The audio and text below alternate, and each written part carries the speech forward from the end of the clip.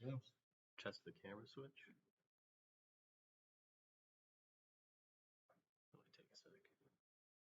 This has got some delay. Yeah. There it goes. Okay. Well, that's just your feedback delay, so this will be real time. Yeah.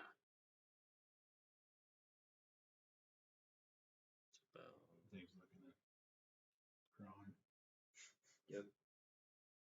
About 6 seconds. Yeah. Newspapers. Mm-hmm.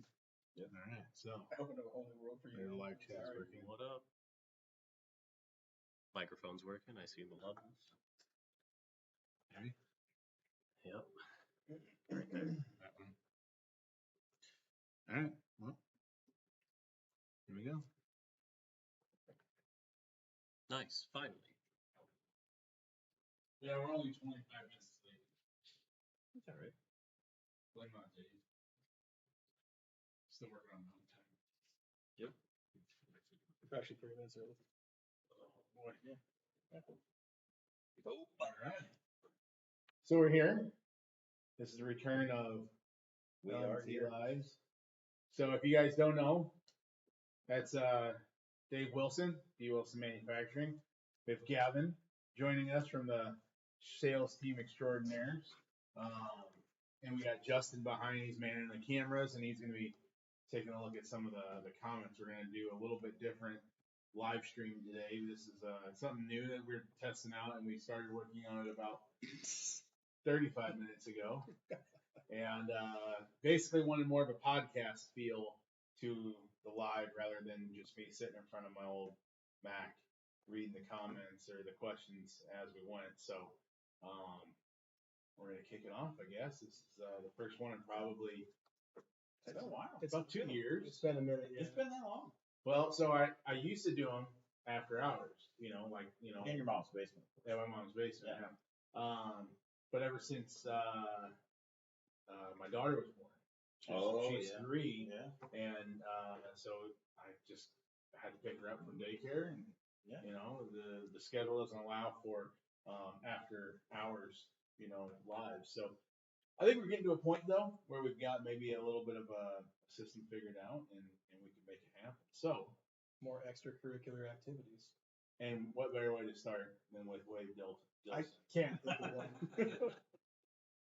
So, but like I said, we're here.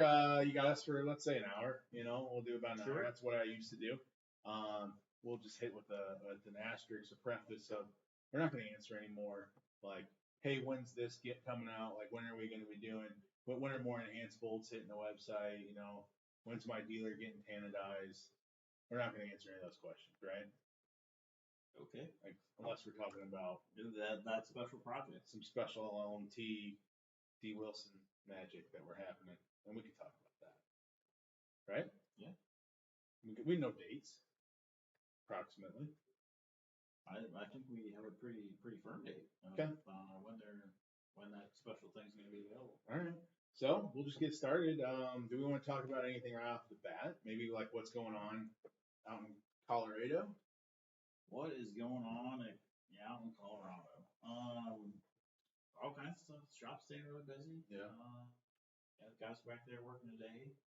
They've been asking us some questions throughout the day about the problems they've been having. But props to Skinny Dave and Lucas for Skinny Dave taking charge and making it happen while Justin and I are out here. There you go. Makes the dream work. Yeah, That's right. That's right. Yeah. So Dave's been out at the shop today. We did a little bit of a tour. This is your first time at LMT, which I'm kind of surprised. It's been a while. I mean, Colorado's not far from Iowa. It's only 2 states away, but it's like a 13-hour drive. Yeah, it's Two of some of the worst. It's the worst 13-hour drive. It's not fun. Eastern Iowa's all right. Like Western Iowa, Nebraska, Eastern Colorado. All 3 of us. Just like, I don't know, take an Adderall and Why? you can get an audiobook and then just song a out. lot of the same thing for hours on hour. Yeah. Hours upon it. And then it's really the same until you hit Denver. Like you can see the mountains about 40 miles out from Denver. Oh, way further than that. Yeah. You get to the front range. I guess. Yeah. I mean, it just looks like clouds, but then you realize those aren't clouds; those are actually mountains. And then once you hit Denver, then it starts getting interesting. So, Yeah, so Dave was out, did a tour, looked at some stuff that's happening here, and so Dave is obviously a gun guy, but he's also a machine nerd. Like one of the bigger machine nerds I've ever met, and like he's looking at like the backsides of machines and looking at the inspection tools and stuff that Yeah. we use. And Yeah. getting I guess a peek behind the curtain of how LMT does Yeah, I manufacturing. feel like when I was talking to the guys on the floor today, you and Justin were just like, what is this nerd doing? Talking, asking all these technical Well, questions. Justin, how many looking at times did we tools. like we move off to go look at something else, and like he's like 20 feet behind us, like peeking at something else. Yeah. Digging all through day. boxes of scrap parts, like, well, look at this.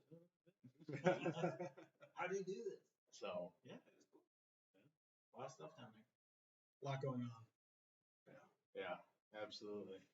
Anything that you saw that particularly stands out from other shops that you've seen? I mean, it's pretty cool. It's a fairly new facility. Yeah. Nice, clean, organized. Air conditioned. Air conditioned. It's always nice. Our shop back in Colorado is air conditioned. So I can appreciate that. Mm-hmm. It was cool to see everything from forging to a finished, Bar basically- stock. basically finished product. Yeah, that's cool. Yeah, a lot of raw materials come in and get turned into parts. Yeah. There not many shops can say that they do that. Obviously your big manufacturers can, but when it comes to arms manufacturing nowadays, it can be all over the place. You Sure. got some manufacturers that just assemble and they hand select parts. And there's nothing wrong with that. They still control quality by accepting certain brands or not, and or they go to those manufacturers and have a specification on what they want, like a barrel or a bulkhead group or a receiver fit or something like that. So Yeah, I think that's probably the biggest surprise as you get more and more into the gun industry. You find that there are quite a few brands that assemble guns versus companies like LMT that actually manufacture the parts that go in. right, Which is pretty cool. right. Interesting. A lot of companies doing similar things, at least looking at it, from the outside in. But it seems like most companies have kind of found their niche. Everybody does it slightly different. Mm-hmm. Like Dave was talking, to me, it's really satisfying to see a forging go from that to a finished part. Right. When you look at a lower receiver or an upper receiver, you look at an MRP, it's a really, really cool process. Right. A lot going on. And it's also cool if you want to make a change. Mm-hmm. Talk to the engineering department, get them to make the change. It flows through the shop, Yeah. and sure, in a matter of days, you can have a change of part. Yeah, it all If depends. you want to. It all depends on the component. Sure. You talked with like Jason and Joe downstairs today. So Jason is one of our design engineers, and one of his primary roles here is assisting with LMT AT, Advanced Technologies, which is the suppressor brand. And he's got some things that he's working on that he makes a daily change to, and comes up and says, "Hey guys, how's the fit? How's the feel?" And that's a unique, benefit to be able to you have your prototyping, and you're I guess I don't want to call it quality control because it's not really quality control, but maybe like a product assessment team. So you got shooters or end users here on the sales staff, and we can take a look and be like, no, that lockup's not right, or it could be a little bit more positive or something like that. He can go down and make a change. Yeah, I mean that's kind of the cool thing with some technologies these days. I mean, we do a lot in our own shop with designing something, 3D printing it, going through the Proof of concept. The product ideation cycle is much shorter with 3D printing. Mm-hmm. So you can get kind of the form and function of something fairly easily. Make a design change, print it again. When you get closer to that finished product, actually take it into a machine and cut it. Right. It's pretty cool. Right. You do a lot of your tweaking in plastic. Mm-hmm. Some final little tweaks in metal. Nice. Which makes things pretty quick. Nice. Cool. Do we have any questions yet for Dave? The first one was, how's Mrs. Mfg? I guess I knew who asked that I bet you do. We have some people complaining about the audio. I do have a mic that we can grab and try to throw on real quick, unless you guys want to run with it. Okay. Yeah, a lot of people are just saying it's really quiet. Let me grab an external mic. This is MFG. How is she doing? Pretty well, I would guess. Just went fishing this weekend. I will say that I caught more fish than she did. Well, she's obviously not. And maybe she's a little hurt about that, but Obviously not that good of a fisherwoman. yeah, I mean she probably does more fishing than I usually do, so she's got decades of experience on me. But I was in the honey hole this weekend and I was catching the fish. I'll take luck any day. Is it better than lucky? Pretty debatable. I mean, I think if you're good, it supersedes any luck that you may need. Luck typically runs out. So do I have? Yeah, I do.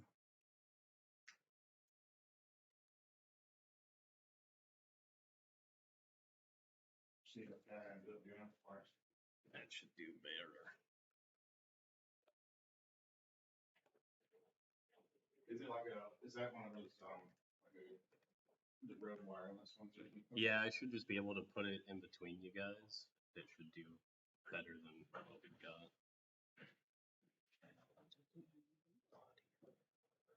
I usually do these when I have it.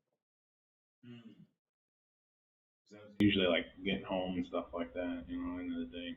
Maybe also the opportunity we could have had Red Bulls. Got a couple of them in the fridge. I might still do it. It depends on how it is. Depends what kind of conversations we have.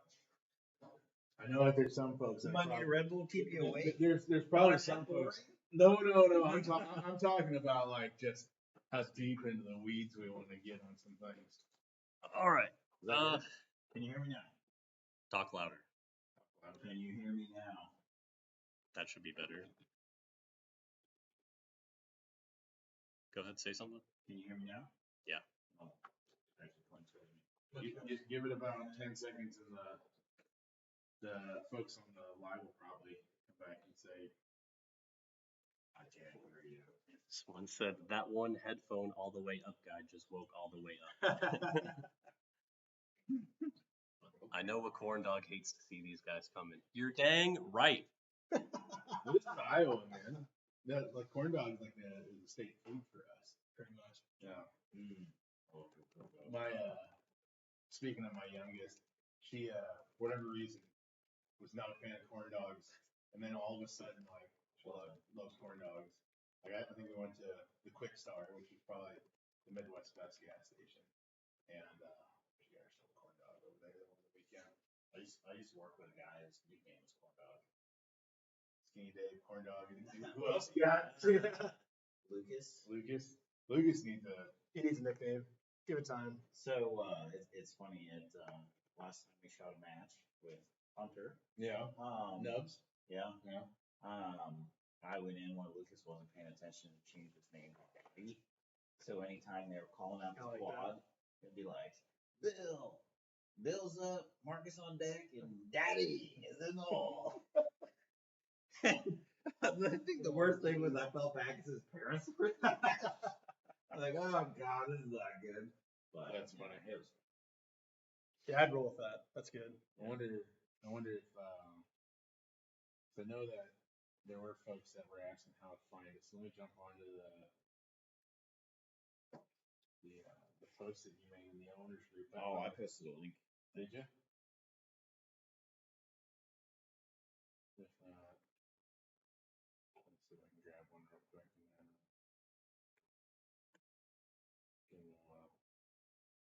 I'll post it back in there.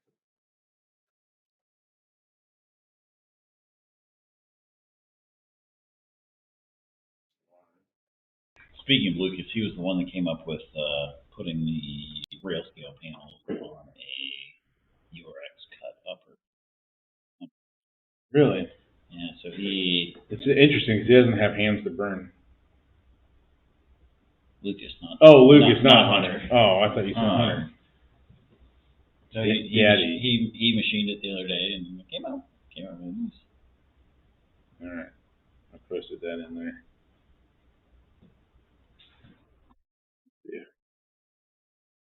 You look like a dork in the thumbnail for it. Me? Yeah, you. Oh, Well, I don't look like a dork. I am a dork. See? Oh, that reminds me of He's handsome. I can adjust it later. a classic me fishing. Nice. Just throw your phone anywhere. Yeah, hang on to that one. Yeah. Does it seem alright?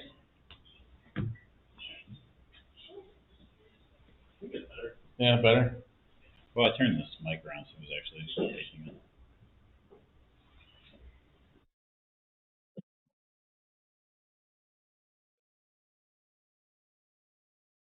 I can hear you.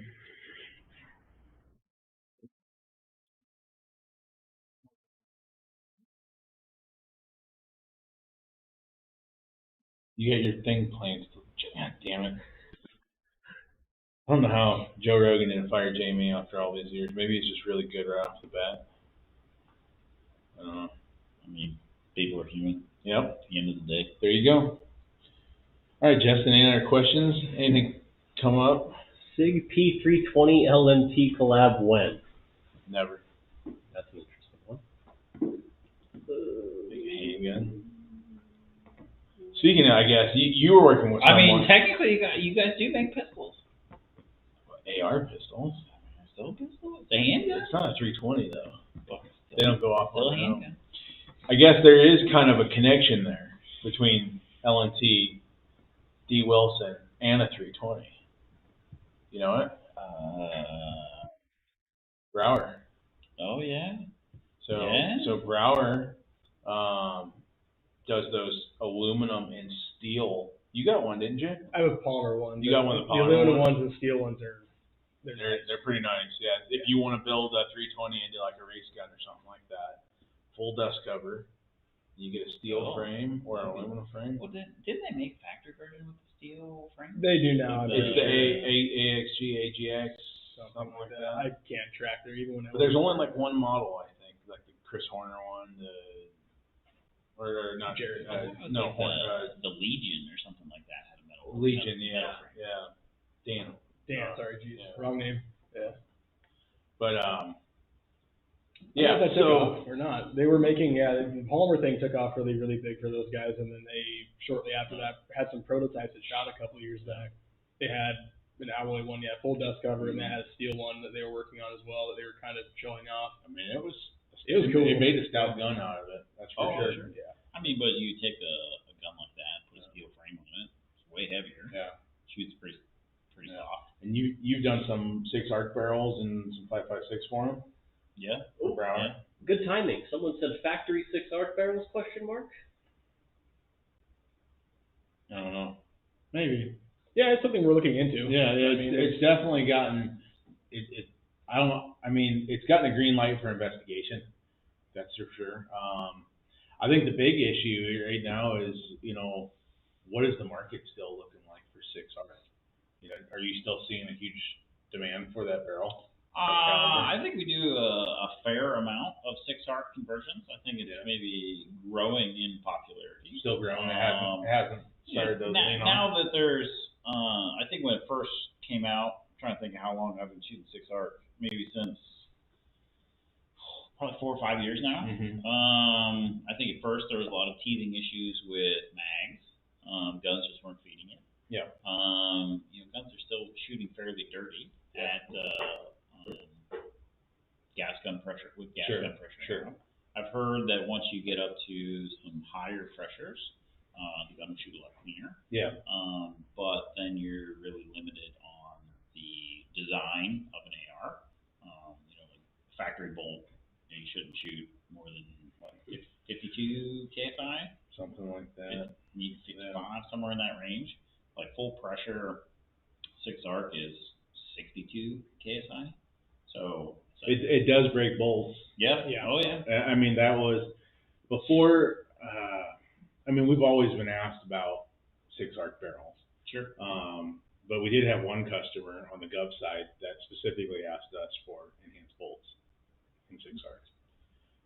Just because they know that its longevity and its experiences with 855A1 and long-term reliability for that. I still have yet to see an enhanced bolt brake. Now, obviously, there's been extractor failures. You can get that with anything, you know. That lobster tail extractor doesn't mean it's not going to fail.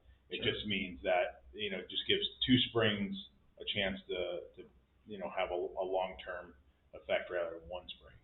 Try to add service life to it. Yeah, I think it's interesting too. I think that 6-arc has been around long enough now. I think that the gas gun world just saw a kind of flurry of new cartridges come and go over the last decade, and I don't want to say that none of them stuck, right? You know, we've done 6.8 SPC in the past, and it's a really potent cartridge, but it never really took off commercially. I wonder why that is. I don't know. I don't know what your 2 cents is, Dave, but is it really supported through an ammo manufacturer? I don't know about Remington, now. Definitely, you know. Initially, yeah.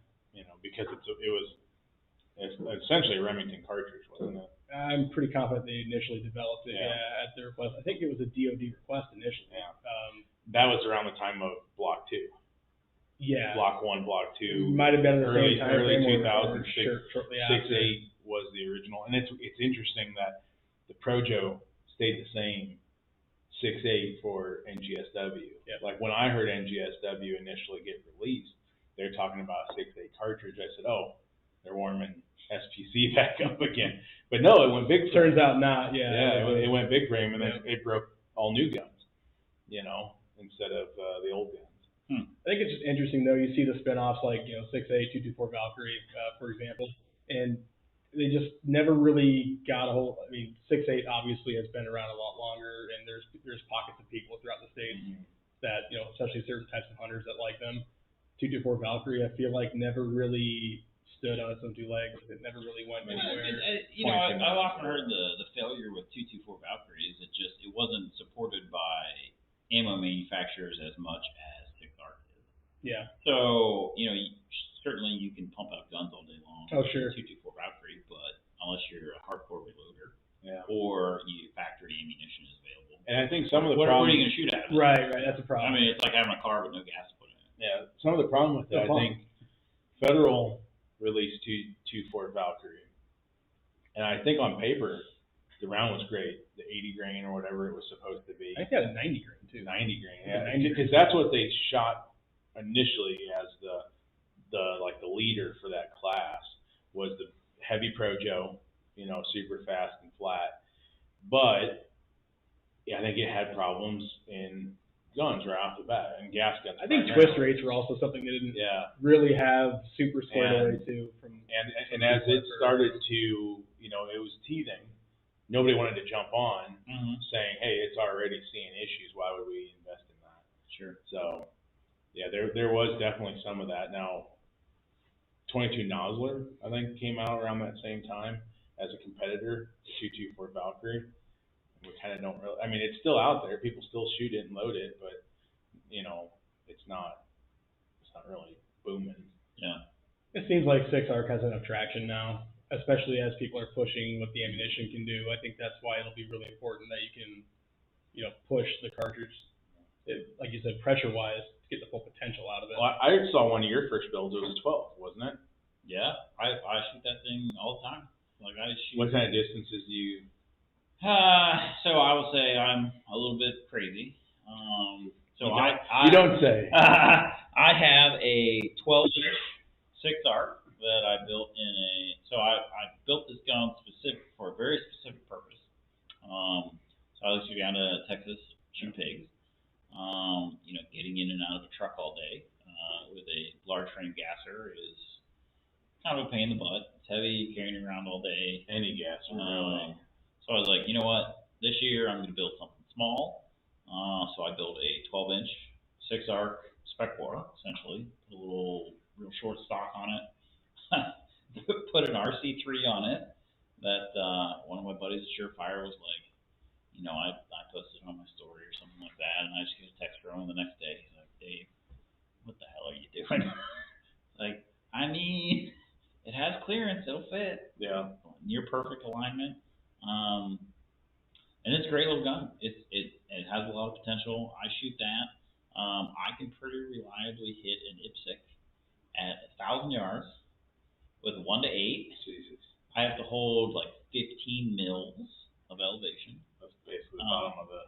Yeah, so if you're familiar with a 1 to 8 attacker, you know the bottom of the reticle, there's it says where 15 is. So basically, you put the number 15 over the target, and you can hit it. I mean, it covers the whole target, but it'll do it. Wow. That's I mean, it's a fun little gun with usually have an LVPO on it, and then slap like an I-ray clip on in front of it, and it's a handy little gun. Factory ammo still on Yeah, that too? yeah. Usually, I feel like 105s shoot a little bit better out of it than 108s for whatever reason.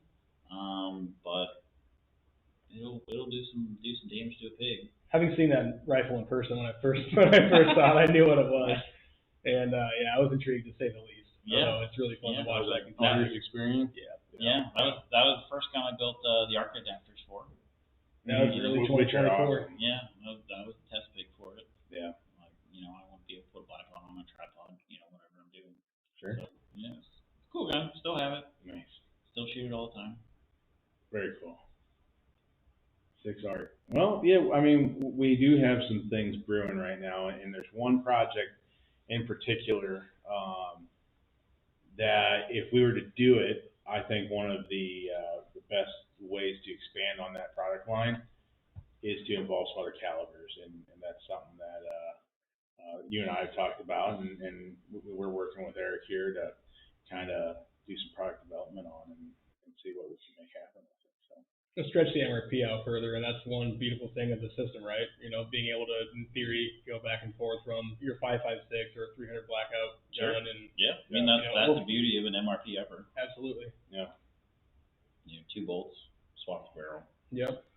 Maybe change the bolt face depending on how crazy you're getting. Right. And off to the races. Right. Just keep 2 carrier groups. Any other questions? Got some folks interested in 16-inch and 14.5-inch 6.5 Creedmoor barrels. I guess there's Interesting. I guess. I mean, I'll let you lead with that one. Okay. I feel like that. Well, Dave, is there going to be any 16-inch or 14.5-inch Creedmoor barrels? Yes, there are going to be many of them. Nice. And From we're LMT? Yeah. So you can Factory 14.5 and 16-inch 6.5 Creedmoor barrels. Interesting. You heard it here first. There you go. I saw them with my own 2 eyes. When are they going to be available? Well, if I were a betting man, I would say. Hold on, before you do this. Oh. I got myself in trouble a couple of years ago by telling people at SHOT Show that there was going to be a 9mm LMT getting released in like 8 months to the date, and that was 2 years ago. I mean, so don't put it out there; it ain't gonna happen. Okay, I would say keep an eye on social media, but they're coming. They're coming. And I will say, based on what I saw today, it will be pretty soon.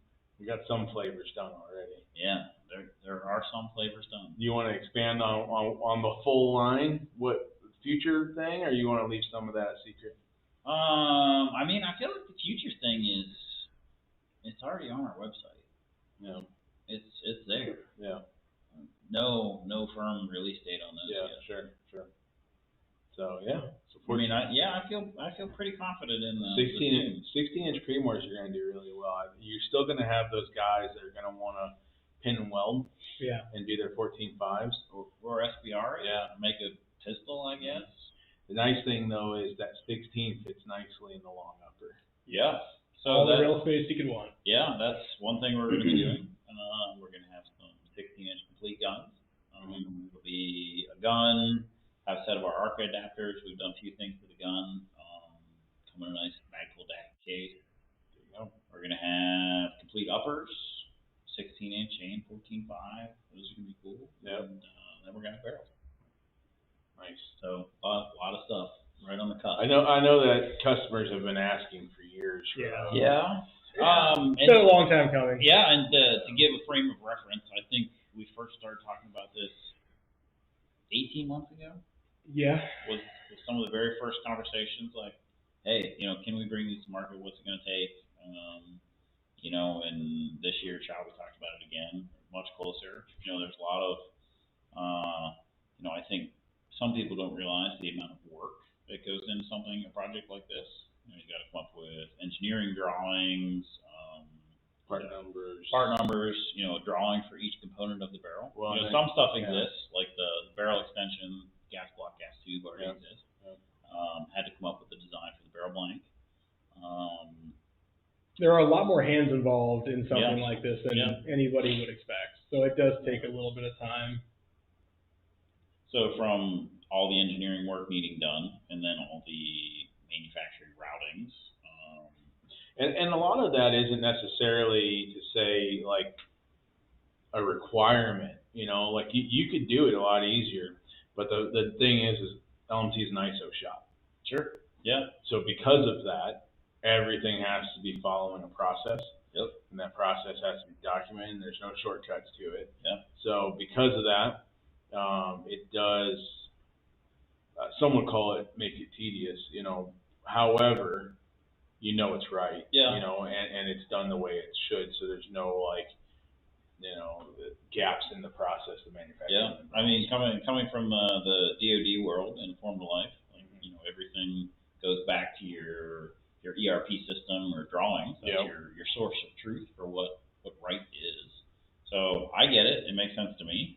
But yeah, there is a lot of work in creating a new assembly in not a fitter shop. Absolutely. So 6.5, 14.5s, and 16-inch. Definitely happening. Stainless. They're coming soon. 1 1/8 twist. Yep. Can't beat that with a stick. No. Got people asking about ARCA rails, but also people asking about LMT uppers integrated with ARCA rails. So we're going to have to see who can do what first. Are we going to restock ARCA rails first, or are we going to get LMT integrated first? That is a good question. I'm going to have to say, since we are not an ISO shop, our ARCA rails might be a little sooner. Yeah. You know, a lot of people ask us about Safe ARCA to rails. say. You know, we try and keep them in stock as best we can. But it's actually probably, I want to say, a good 6 weeks from when we start cutting rails to they're finished and ready to ship. What's the longest process in that? Is it hand dyes, you think? It's probably actually me laser engraving them. As crazy as that sounds. Why can't Daddy Lucas do that? He probably could. He probably could. You know, Get on it, Daddy. he's very tedious. Well, I shouldn't say tedious. Fastidious and making sure things are right. Yeah. So yeah, I could have him do it. People But, notice you know, the attention to detail. He's doing a lot of other stuff. Everyone's doing a lot of other stuff. So How many? I guess that kind of brings up another point. How big is D Wilson Manufacturing? I mean, I feel like it's pretty small. You know, small group of guys. There's 6 of us, including myself. So 4 guys that work in the shop. Justin and myself in the office. You know, Justin's answering the phone, emails, getting stuff shipped. You know, I'm working on future projects and things like that. You know, making sure all bills are paid and stuff. Well, and that's you know, I know that there's a large group of our folks that, you know, in this industry that are into the car industry or the off-road industry, and you see it happen where a shop will get set up, like let's say they're making bumpers or sliders or something for a Jeep. Instant success, lots of you know business, but then they're at that deciding point. Do they expand and bring on a dozen people and a full staff to make it a corporation and you know get a building that's, you know, something the size of what LMT is, you know, somewhere between 50 and 100,000 square feet, and then really start pushing into it? Or do you keep it small, you know, to not overexpand and stretch yourself, you know? And that's, I would say that you and I have had that conversation. That's kind of where it's like, man, you're at that point, but what do you do?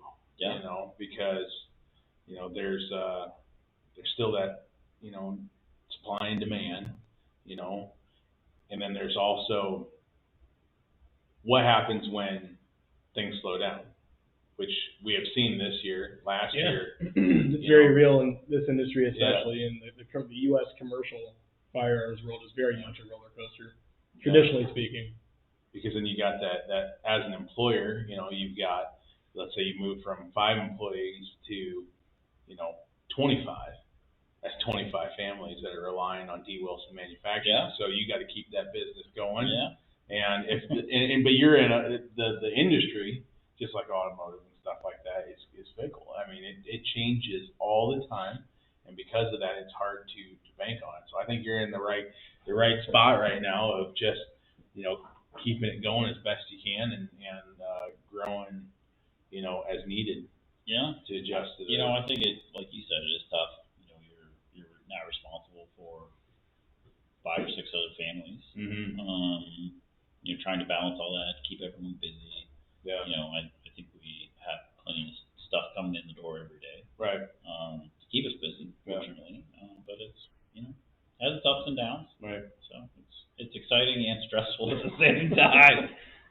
Oh yeah. I'm sure very rewarding too, though. Some days. Some days. Yeah. Some days when you don't want to pull your hair out. It can be very dynamic. We'll have a couple weeks in a row smooth sailing, and then something pops up that just throws a wrench into things. Like I know pretty soon here we're going to need to rebuild one of our lathes. So we're going to have to tear the whole thing apart, put all new bearings in it, and that may be the focus of everyone in the shop for a couple days, just so we can get it done and back online. Yep, get back up and running. Yeah. Well, and then that also kind of defines who Dave Wilson Manufacturing or D Wilson Manufacturing is. The fact that you guys have the knowledge and the capability to do that. Mm-hmm. I mean, a lot of guys will hire a service to come in. They'll either rebuild it there on site or they'll pull the machine off, and then they'll go and get parts for it or whatever. But that's kind of like those guys that can work on their own car, change their own oil or replace brakes or something like that. You have that capability, which really sets LMT. Well, LMT as well, because we do have our own maintenance staff that can get in and replace spindles and the drives on the machines and stuff, rather than hiring the Akuma guys or the Mazak guys that come in. And now there's some things that require them, through programming or whatever. But if it comes to just maintenance, you not hiring a lathe company to come in and rebuild that saves your customers money, because otherwise you have to tack that into your product somehow, your cost of doing business. So those guys should be appreciative of the fact that you can handle that kind of hopefully reduce downtime too, right? I mean, you're not waiting on a service guy who can make it out there at their convenience, whenever their schedule allows. Yep. I mean, I'm trying to think of what else we've had to deal with lately. Our air compressor had an issue. So, okay, I mean, I guess a drop of a hat, we're tearing apart the air compressor today. And, thankfully, we have a machine shop right next door. So, we just ran an air hose over to their shop for a couple days. Kept it going. And it got us by. But, it wasn't ideal. I was very appreciative of our machine shop neighbor, or other machine shop neighbor. Took us a couple days to get back up and running. And these are the things that, when people say, why does it take you guys so long to bring a product to market? It's like, well, these are the things that the shop has to deal with. Yeah. Like that, it's not just turn it on and work through it. I mean, LMT has the same issues. A machine will go down, so the work gets pushed onto another machine while that machine gets repaired, or that work slows down. Yeah. So there are those things that it doesn't matter what machine shop you are. I mean, Deere runs into the same issues. Caterpillar probably runs into the same issues. Ford, Stellantis, everybody's got the same problems. Now they might have machines in mothball that they can turn on or whatever, but it's not the case for everybody. I mean, it's almost like having the expectation that you're never going to have to do maintenance on your car. Right. Every once in a while, it's going to need tires, oil change, brakes, Unless you're one of those guys that, and I know there's a couple local guys that are LMT fans that they trade in their vehicles about the time the satellite radio, the free one, you know, they buy Ford Raptor or something like that. Yeah. They get about a month out from when that free subscription expires, and they say, oh, it's time to trade this one in. I knew a guy that I used to work with a guy. His car needed an oil change. He's like, I don't feel like doing that. Traded it in. Damn. That's wild. I'm like 3,000 miles, 5,000 miles, depending on the car's brand. You just take it in. And those sales guys will see you coming too. Yeah. They say, "Oh yeah, here comes Tommy in for a fucking oil change or whatever." And well, while you're here, instead of sitting here, let's walk around the lot. Let me show you something. Right? We just got this. We just got this in. You're gonna want to see this. It's really cool. You can't buy it unless you want to. You know? It's not for sale quite yet, but we'll make something. Throw some mind tricks at you. There you go. It's a good comment. In large automotive OEM manufacturing, you schedule your downtime or your machines will schedule it for you. That is very true. I mean, that's obviously in large automotive, that's, you know, big, but that's maintenance for anything, you know, your vehicles and stuff like that. You know, if you don't address simple things like oil changes or, you know, checking your air filter, or like every once in a while, you know, peeking at if you got an off-road vehicle, ball joints and stuff like that. Yeah, like I know my truck needs an alignment real bad right now because it's starting to wear the inside of the tires. And I'm like, The old Tacoma. I don't want to schedule time, take it to the shop, and it's an inconvenience. I know I need to do it. Just put the back ones on the front. It's like a fresh I set. thought about that. Or just, you know, they're worn on the inside, so just take the tires off. Take the little tire shop at the end of the road and be like, hey, can you just turn these guys around for me? Wow. Or for a while, like, I don't know why, but the industrial park where our shop is, like, I think every one of us has gotten a few nails in our tires or screws or whatever. So I think Skinny Dave and I have it down to a science. We could probably have a tire off, get a plug in it, and back on in probably 10 minutes or less. Nice. Just like NASCAR pit crew, pull a car up in front of the shop, jack it up, get the tire off, nail out, plug in it, back on the road. So. People want to know gas system information on the 16 and 14 5 barrels. Gas system information like what? The port size. Tell them the port size, Dave. What intermediate? Proprietary Port size, proprietary gas system line. Internal piston. Internal piston. Yeah, that. It'll have gas block and gas tube. Straight gas tube. It will have the straight gas tube. What are these? Midland? They're mids. Yeah, Mid, just like an MRGG A barrel. very similar. Yeah. Pretty simple. Very, very Very similar. similar. As a matter of fact, I think we might be. There's another project that got. It's in the RFI stages right now. It's not moving very fast. I think that this customer, it's on the DoD side, is waiting to see the results of MRGG to kind of fine tune their request. Okay. I don't know if you saw that one, Secret Service. Looking for a 16-inch 6.5 gas gun. I feel like I did hear that from somebody. I don't know who. Yeah, so I imagine that everybody and their brother, you know, submitted for that. Just say, hey, yeah, we'd like to participate if anything ever happens. So I think they might be waiting to see what happens with MRGGA. I mean, this has been a long time coming. This project itself. So I think everything started about 18, 19. MRGG in in general. I think I want to say 2018. Yeah. Is when you were able to, it was kind of, I don't want to say all open source, but you could do a Google search and find the verbiage. And they kicked off and said it was going to be 2 models, and then they went heavy into S, and then it wasn't probably until 21 that I think A came around and said, hey, we want to put some steam into this one. I think at the time S was still going on and nearing a conclusion. Yeah, I think that the down select might have already happened at that point. But now we're at the end. We'll probably know late summer what's going on with that. So everybody here's got their fingers crossed, and I think we've got a really good system. I mean, both companies have very good systems. I'm not going to say anything. There's a lot of great rifles out there. And there are pros and cons to both. However, I think when given war fighters, the absolute best, and you know, something that's going to really stand up for longevity. You know, it's going to be the LMT. Hopefully, that's what we'd like to see. I will say, you know, when you take a look at a system like that, and we look at, like, everybody knows that there is an L1 29A2 that got released, and we've shown that at SHOT Show a couple years now. But the A1 was around for 15 years. That's a long time. I mean, the M110 from Knights, you know, great gun. It had a pretty healthy, you know, run. Long service life. Yeah. I mean, and there are some other models now. The HK's got one. And, Yeah, the A1. Yeah, the A1. Mm-hmm.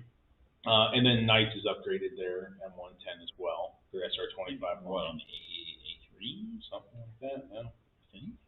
But, I mean, and they're looking at introducing full Ambi as well. I don't know when. They brought 6.5 Creed out to that as well, and they've done deliveries on some complete 6.5 They have. top ends for M110 A1. Sorry, for original M110.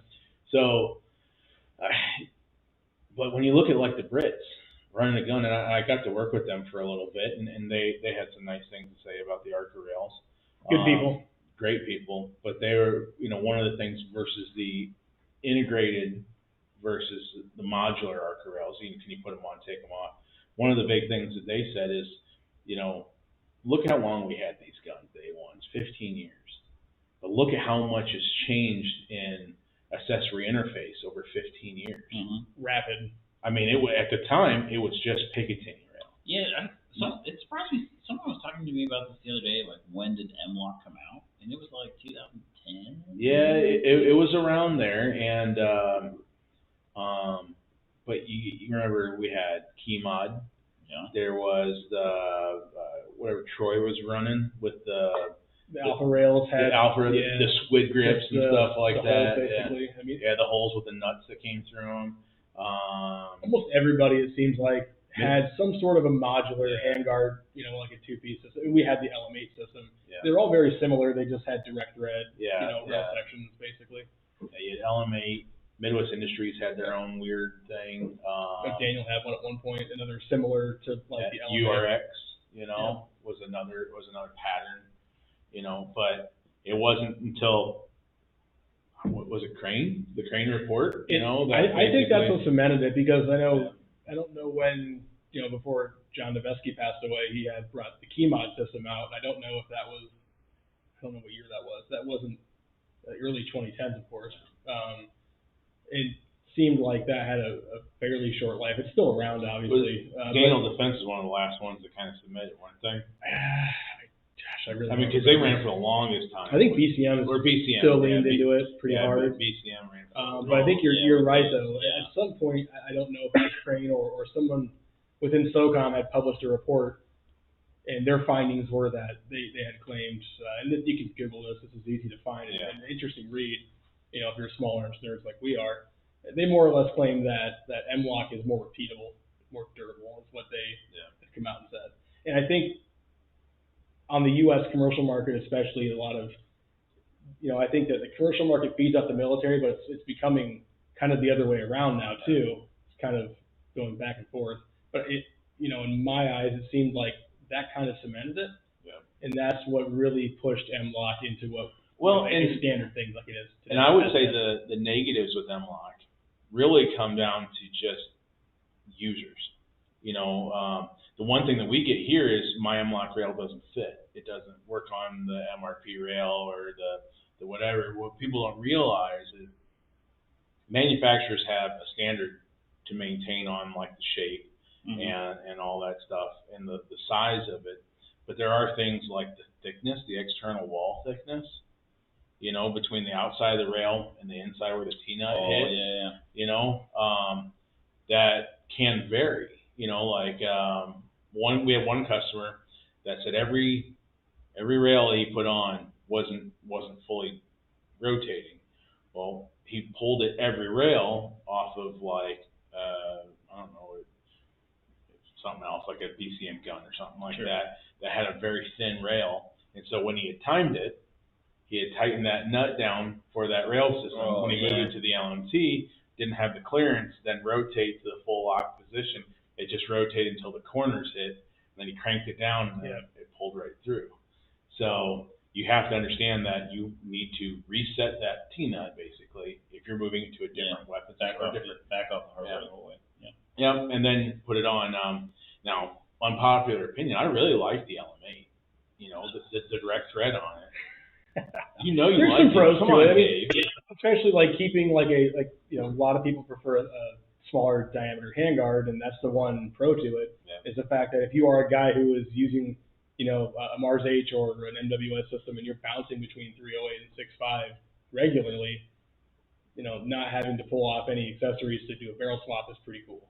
Yeah. Now, if you're only just putting a pick rail on, Not a big deal. I dig the LMA. I like your cuts, and I've talked to you about doing a full quad, getting cut down D Wilson style, because I see the appeal to it. But there is, but if you're looking at just the plethora of accessories between heat shields, different light mounts, vertical barrier, There's stuff I haven't even heard of that exists, that I don't even know. MLOK will never go away. But neither will Picatinny, of course. When we go back to like saying, the ARCA rails, is ARCA going to be the final answer for tripod mounting or a bipod mount or something? It's a really good system. Yeah. But it just takes some other, D Wilson type guy to say, here's a better one. Yeah, something better. And D-Lock. D-Lock. You can have that for free. Thanks. Trademark. Someone's already like they're trademark. I got it locked down. D-Lock. Dave's got to buy it from me. I won't give it to him for free. So I want my $20. All right. Done. Justin, what else we got? We've got what is Wade Dilson's favorite domestic beer, and then we also have, probably already covered, but keep the A5 system out of your spec war. Ooh, let's cover the beer one before we dive down there. All right, I'm going to throw a curveball. Okay. There was, so sometimes when people drop off stuff at the shop locally, it'd be like, sometimes we'll just work for like a 6-pack or something like that to keep the shop fridge full. Yeah. The after-hour shop fridge. So there was this one guy, I think he came from the Midwest, okay, maybe Nebraska or something, and brought this beer. It was called like Co-op 66. I'm like, I don't know what the heck it was, but it was good. Look it up. We're gonna look it up. Just this a store brand or something, cheap, or light lager. It's pretty tasty, but there's been some pretty good beers in the shop. Oklahoma City. Is that what it is? Co-op Ale Works. Yeah, it's like Co-op 66. So that's pretty good. If you're, where did you say it was? Kansas? Oklahoma City, Oklahoma. Mm. There's a lot of craft breweries around here too. Oh, what would you say is like one of the staples for our area? Spotted Cow? Yeah, they're Wisconsin. That's a big one. Locally we have like Front Street does really well. I think there's actually some Spotted Cow in our shop fridge right now. Is there really? Yeah. No shit. It's either that or a finer selection probably would be like Busch. Busch Light's obviously a staple in the Midwest. Busch Light, yeah. We do have Colorado Kool-Aid. The Coors Brewery pretty close to us. So we get some. Yeah, that's it. Are you guys Co-op 66? Are you guys banquet guys or Colorado Kool-Aid guys? Probably a banquet. Yeah. Same. Yeah. We love painted beers. We love Sam Elliott. An ode to He's classic a national treasure. Americana. What is it? It's a lager, isn't it? Yeah. Just a light lager, Yeah. refreshing. This easygoing lager is It meant for almost any tastes, occasion, whether it's dinner with the in-laws, the big game cookouts, or even when you're lounging by the lake. Awesome. It's got you covered. It sounds just like so. Yeah. I'll have to see if any of that's around here. I doubt it. Hy-Vee would have it if they did. Yeah, probably. Will there be Piston 6.5 Creed 20-inch barrel? I'll Not barrels, barrel. Just one? Just one. Barrel? I would say if anyone were to do it, it would be Kevin Yang. A Piston. Life finds a way. Life finds a way. I mean, he made one smaller. Yeah. It's like People Kevin still Yang ask about size. that. It's a cool rig. You know, a lot of people ask me about like doing a barrel conversion and converting it to an LMT piston, and it won't work. Really? Yeah. Like, hey, can you make me Like they send you a 6 barrel? max guy? A 6 max piston. Yeah. What's the bigger hang up on it, you think? Gas system? Well, so people want to take an aftermarket barrel, Okay. off the shelf AR barrel, convert it to a piston, convert it to LMT and convert it to a piston at the same time. Converting to an LMT off the shelf barrel, not a problem. The problem with piston is the gas journal and gas port are in a different location than a normal DI barrel. This is true. It's not apples to apples. It is slightly different. I would love to be able to do it, but it's just not going to work. But you can relocate gas ports, can't you? That's another question we get asked a fair bit is, can you change the gas journal location on a barrel? Weld it shut, turn it down. Like, can you convert a mid-length to a pistol length or something like that? I guess from a technical perspective, yes, it could be possible. But the amount of machine work needed to do that would well exceed the cost of just buying a crack barrel. Yeah. Now I could see if you had the exact same. So if you had a mid-gas barrel, that shoulder is generally all in the same place. Like our mid-gas is in the same place as traditional mid-gas, is it not? Yep. Yeah.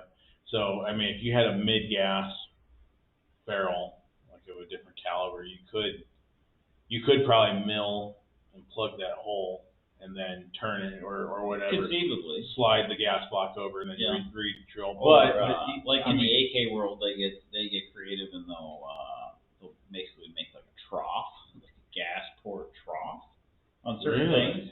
So if I'm not a big AK guy. This would be a better question for Skinny Dave. But there are situations where if you like change to maybe a combo gas block or a different style of gas block on an AK, where the port is, say it needs to be in a different location, they'll basically just take a ball nose end mill and cut a big trough in the top of the barrel. I don't even know how long it would be, maybe a quarter inch or so, just to correct for the gas port misalignment. Interesting. Block. That's the thing too. Like depending on the the parts kit or host nation, like it's not always always apples to apples. Yeah, I mean, there's a little bit of variance there. So I have seen that in the AK world, but they're kind of their own animal. Yeah. Beat it with a hammer until it works. There you go. All right, so we got to answer this about A5 stuff. Or do we want to bring it up? Like, it makes me, like, I feel like that, like, right before you throw up, Like, just start salivating. Like, and here's the thing, is Nick Wantlin at Voltor is one of my oldest friends in the industry. Yeah, I've never met the guy because, like, I think at the time, he had a thing going on in his life where he kind of stepped back a little bit from Voltor. Yeah. But now he's like he's into back it. in the game. He's full into it, and I think we'll see him at SHOT Shows again and stuff. But I kind of want to call him up and be like, should we just call him right now? I don't know how he would. Like if he'd be on board. He'd be on board with it. Maybe the next. I feel like I do. Do we save A5 for another one? We do like a remote live with D Wilson. We should do that. And then we'll see if we can bring, because I would love to get his take on it and say, like, I mean, because clearly, what was the one we saw the other day? The dude that was like had the 300 blackout and was griping and complaining about how it didn't work. Was that the guy who had the enhanced carrier? At the end of the day, it turned out he had an enhanced carrier the whole time. Don't put an enhanced carrier in your 300 blackout. It's not made for anything but 5.56, and at that. A long 5.56. It's made for 14.5 high pressured 5.56s. Out of a 14.5 carbon gas, which is not something a lot of people are shooting right now. I mean, most people are shooting with gas systems. There is, I would say the one thing that we see here, and it's not just A5. It's not that at all. It's buffers, springs, carriers. Yep. I feel gas like blocks. It's a misunderstanding of why do I need a product? Well, I think it's twofold. It's a misunderstanding of how the system works. Mm-hmm. And the perception is if something is more expensive, it is better. Yeah. Or the assumption of plug and play yeah. is always there too with stoner rifles. I feel like, and that. Or people think they saw it, somebody else used it, and that is a recipe for success for their gun. Well, I mean, their system. And it might be a recipe for success, but I think what people are doing is they're like, you know, it's kind of like anything else. It's you know, what is the best gaming setup for my computer, or what's the easy turbo LS setup for my truck, or what's the best, you know, bow or fishing setup for this kind of sport or something like that. Yeah. You're gonna find resources.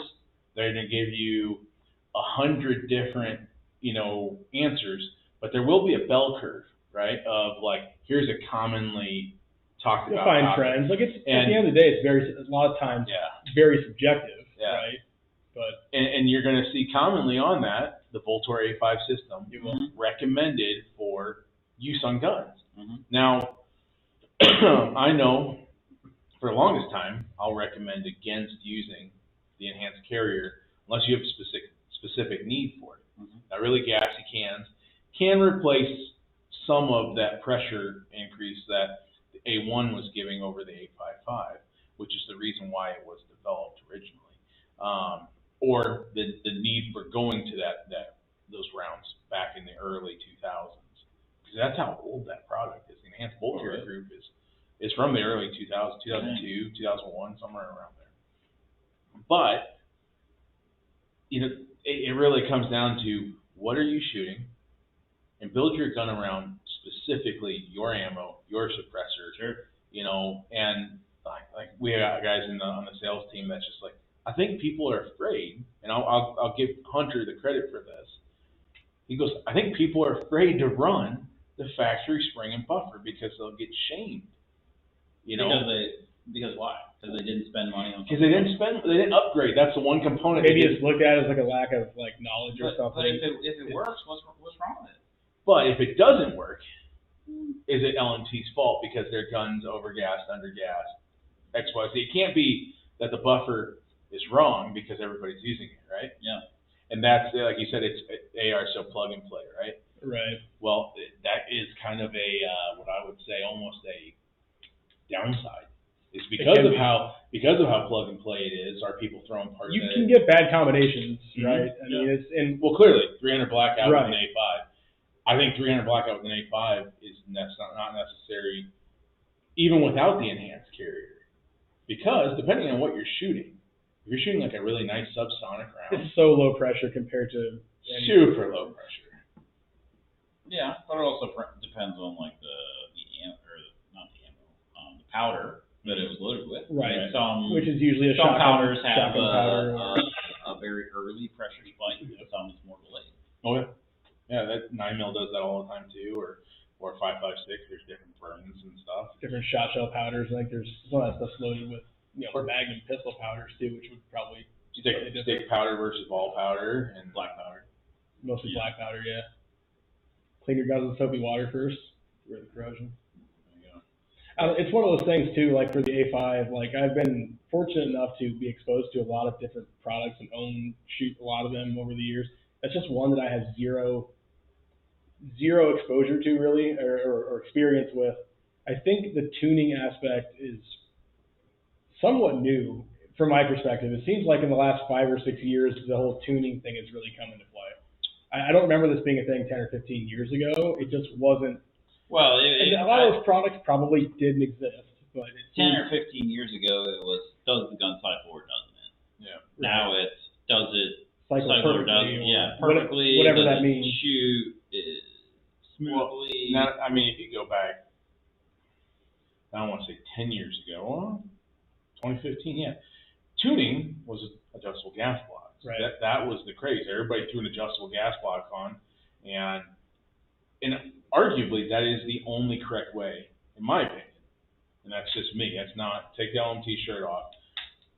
That is the only correct way to tune your gun, unless you're going to go have a custom gas port shopping. Yeah, exactly. But I mean, even then, let's say you get it and you decide you're off on your number by a couple thousands because there are gas ports that'll be 5 thou off, and that might as well be the Grand Canyon. The plus or minus to a 5.56, especially if it's pressed.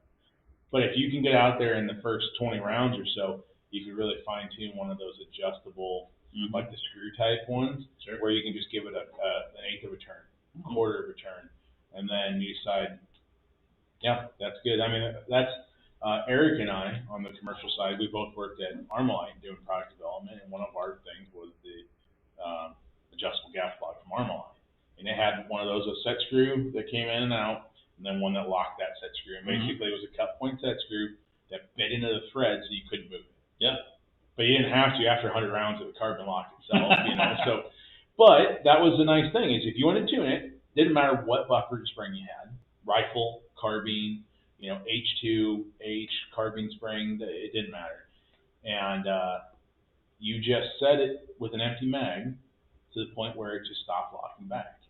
Good, clean gun, oil bolt carrier group, and once it started locking back, you're good. Now you had a choice. You could leave it there and gamble, or you could give it like just give it a little bit more for reliability. That's how we built our 3-gun rifles. Now, that's the trick there. It's a gamer gun. Everybody wants gamer gun feel out of a combat rifle. They want the combat reliability to go with it.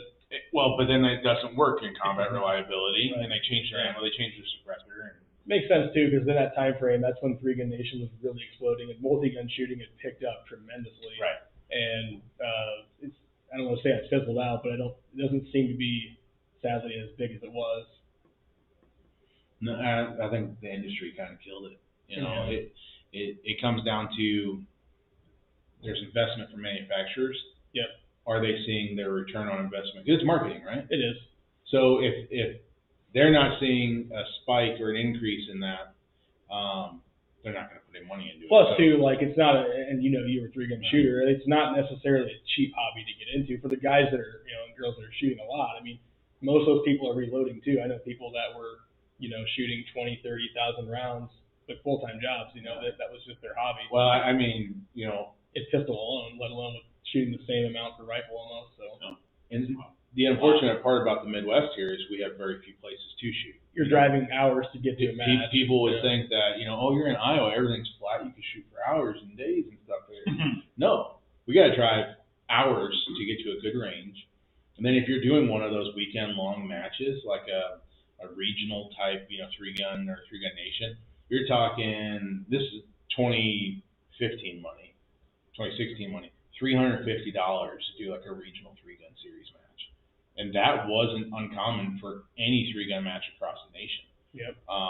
$350, and then you're talking rounds that are anywhere between 35 and 75 cents a piece. And that's for your carbine, and you got 200 rounds of that. Yep. And you got your handgun, there's another 150 rounds. You know, then you got shotgun, right? And then did anything break today, you know, or, you know, did you have to eat food or drink water? You know, so but right there, exactly. Lodging, yeah. So and then at the end of it, let's say you place, you know, out of you're talking, you know, maybe 200 shooters, 250 shooters at, you know, one of these regional events with 300 shooters. Let's say you place in the top 20, it doesn't guarantee you to win anything. You know, they have prize tables and stuff like that, but usually the first 5 are the only ones that pull anything worth value off the table. But even if you get a gun, so let's say, you know, IWI sponsored a gun, they threw one of their Zion rifles. That what they throw one of those on there, $1,000, $1,500 rifle or something. But you've got 600 invested.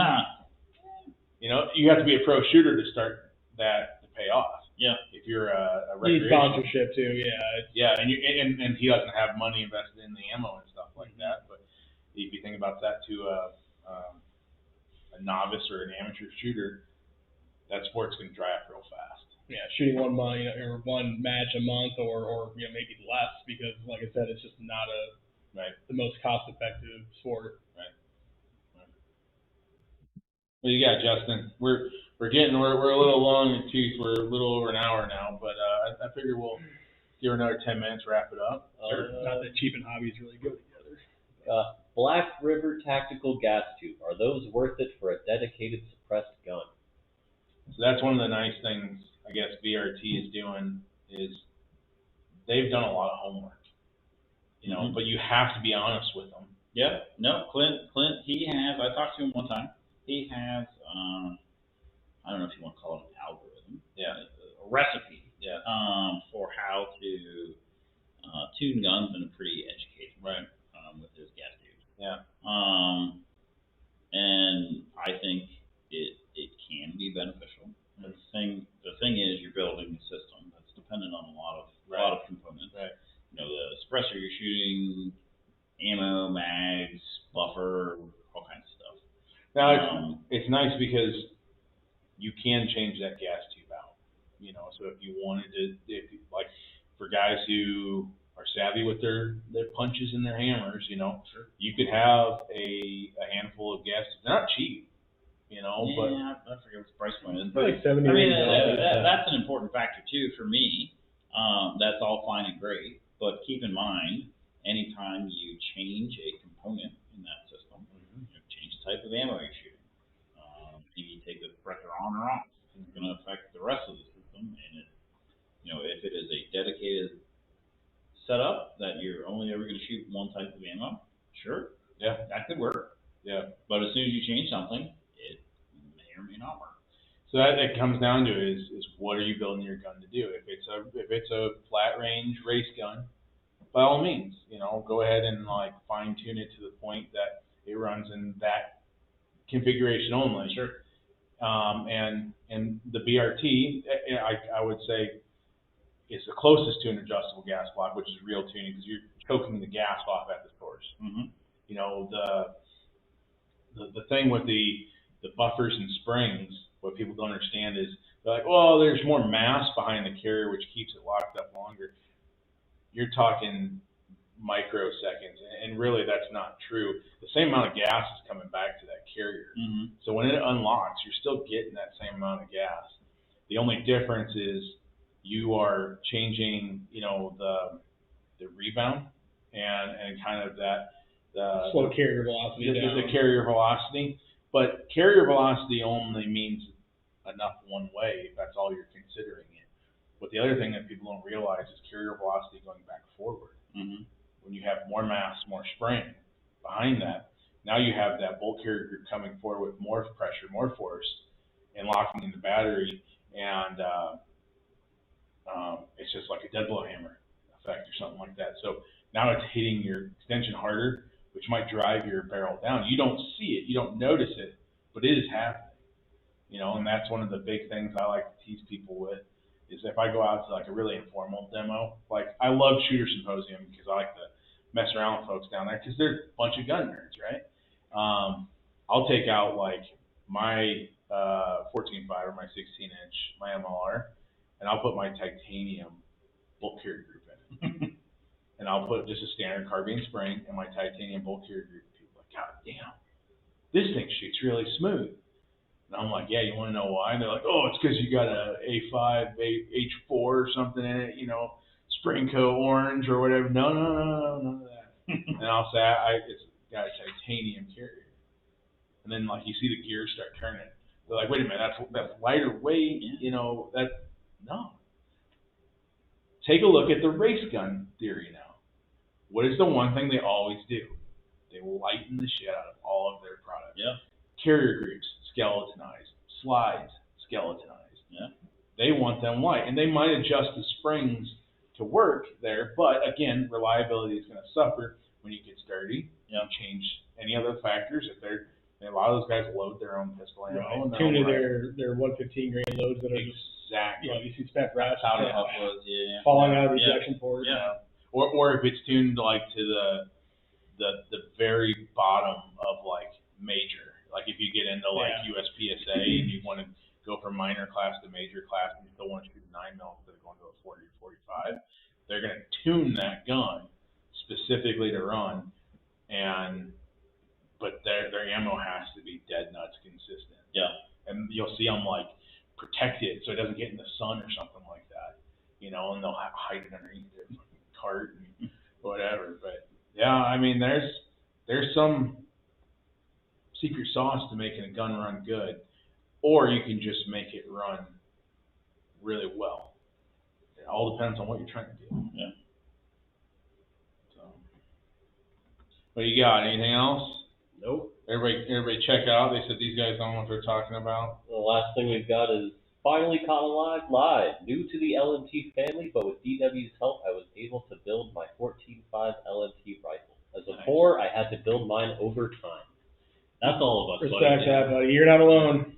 That one of the most interesting things, and I know that you're probably seeing it, because on the third party side, you probably see it more often than we do, because people are coming to you asking questions. More so to you, because they never ask us any questions. They go to the Facebook groups and they say, hey, my gun doesn't run, what can I do? Well, besides call LMT, what we've seen, and this is really strange for me, because I've been here for 7 years now, first time AR buyers getting into an LMT, getting into a Knights, getting into, something like maybe a Geisley Super Duty. Not entry level rifles that we kind of Noveskis, first time AR buyers, like I've never touched an AR before, and now I'm just going to spend all of my money on the cream of the crop. Then they mod it, and it's like, just shoot it first, please. But that's really unique, is when the first time, and I don't know if that's what this guy, had done, but a lot of guys we're seeing first time ARs are LMTs.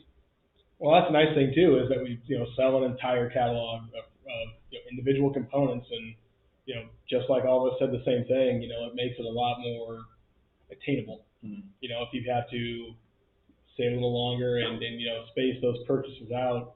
Maybe this month you bought a lower, maybe in a month or two you pick up a barrel.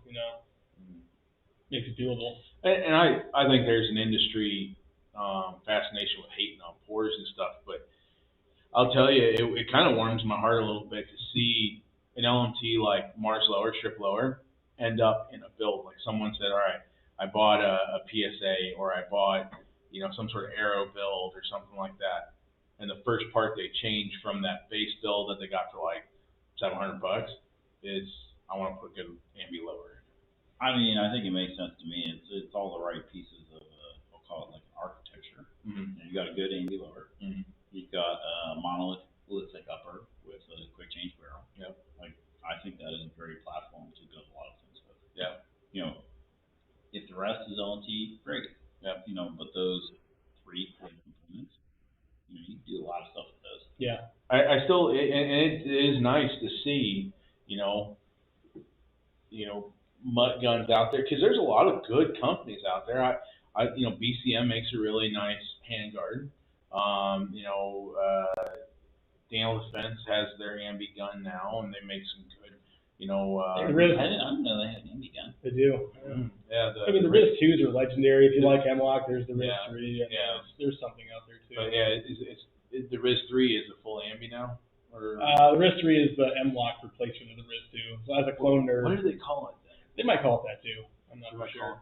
But when they're relatively new, like two-ish years. Yeah. They stopped over at NRA and chatted with us, the Daniel Defense guys. Good dudes. Yeah. Good dudes. It's usually their engineering team and their product guys that come over. That's right. Hey, what's really? But I'd asked them. I said, "What kind of volume now are you guys selling? Regular lower ARs?" And they kind of did the same thing we did, where as soon as the Ambi hit, they had a kind of a mixture of both for a while, and then it started leaning towards. And we don't sell hardly any. Starting to watch that go from this to really start to teeter towards. Yeah, we don't sell any standard. I called it probably about 4 or 5 years ago when we started, really doing lives and stuff. We had a conversation about that, how it's becoming an expectation. Ambi, and I think about 4 years ago, it was during a live or something. I think I had just started. Yeah, I said Ambi will be a standard. It won't be a feature in 5 years. It'll be a standard. And you're seeing it now. Knights has got one. It's not commercially available yet. Arrow's doing one. I mean, Colt did one a couple of years. Has been doing one for a while. Right. I mean, there's a lot of options out there for it. Yeah. LWRC has a great one. But then there's some companies that won't offer that lower, so that's where LMT, which, you know, and it's not just the you know, the brand I work for, but I argue that it's one of the better Ambi lowers that are available for the true mirror controls. You don't have a switch that goes up and down on one side and a paddle that works completely separate on the other. You know? Yeah, that's a good point. I mean, I think from I think I'm a big function over form guy, but I think, you know, just the classic forged lower that LMT makes is great. You know, there are a lot of people that love billet lowers. I don't really care for them. I think a lot of them are kind of big and clunky. They look good with the right upper and the right hand guard. You know, when you, I mean, like Noveski, for example. I'm kind of a Noveski fan guy. Their billet system, They're beautiful. It blends really well together, and they make a good looking gun. So, you know, but I've always liked the LaRue's. I always thought those were sharp rifles. or you get some really cool spikes ones, right? You know, with like. But there's a lot of guys though, like Joe was saying, you know, that are buying Mars lowers and building up, you know, anything off of it. I mean, I think that's one reason why a lot of people like them is because they are a more mil spec. You know, they're a forged lower, of course, but they look more like a mil spec lower. Yeah. They don't have a bunch of kind of loud and proud features that you see on a lot of the billets. Sure. All right. I think with that, you got any closing thoughts, Austin? What's Dave got? What do I have for closing thoughts? Well, I drank about 85 bottles of water a day, so I'm about ready to pee my pants. I already did. Nice. I noticed. I was wondering. I was wondering what was going on. I noticed you dripping over there a little bit. I wasn't sure if that was just because you're sitting beside me. Wow. You know, closing thoughts. You know, have some cool stuff in the pipeline. You know, always. How long have we known each other, Joe? Probably 6 or 7 years now. It's been a while. You know, always thankful to have a great partnership with LMT. They've been really supportive for the stuff I've done over the years. So, we'll just see where we expand that and do some. It's been a fun trip. We just got to keep it going. Do some more cool stuff. Yeah, and it's neat to see what you guys are doing out there. You know, it's not just LMT related stuff. I mean, you make, you know, tools for Knight's guns, and you do work on other systems. So I mean, D Wilson isn't. I mean, I would say that a lot of, I don't want to call it your success. I think your success comes from you, but some of the stuff that helped D Wilson get where it was at was with, you know, the lack of barrel availability, and you dreamed up a solution for it, which is just a kind of a testament to what you have to offer the industry. And I think that, you know, people who are fans of your brand that you are establishing, because it is a brand, I think you should keep an eye out for what you have next. That's not LMT, you know, that might be something that you find a fix for. Yeah, I mean, we'll carve a new path. I mean, that's kind of how Carl got started, was finding fixes for problems, you know, and the upper receiver was a fix to a problem. That was block 2, you know, bolt carry group, the enhanced bolt and stuff like that. That was a fix to high pressure ammos. Sure. Yeah, so there's always a solution to something. So, no. Well, guys, that's it. It was a kind of a lengthy one, but I think hopefully it has good content. You know, we got some star-studded, you know, appearances, and you know, you got Dave and Gavin. So we'll be sure to keep these rolling. So we'll try to do the end of June. We'll probably see about swinging another live in there, and hopefully we won't be late. We're trying to update, you know, the content and the way you guys are getting it, so that it just it's definitely a lot more appealing. And we decided to go with this format this time, try it out, and if you guys like it, let us know. Leave a comment or something like that. Obviously, subscribe to all the stuff and the things, things and such. And we'll see you again for the next one. All right? Until then, we'll catch you on the internet. Catch you on the internet in the owners group. Cool.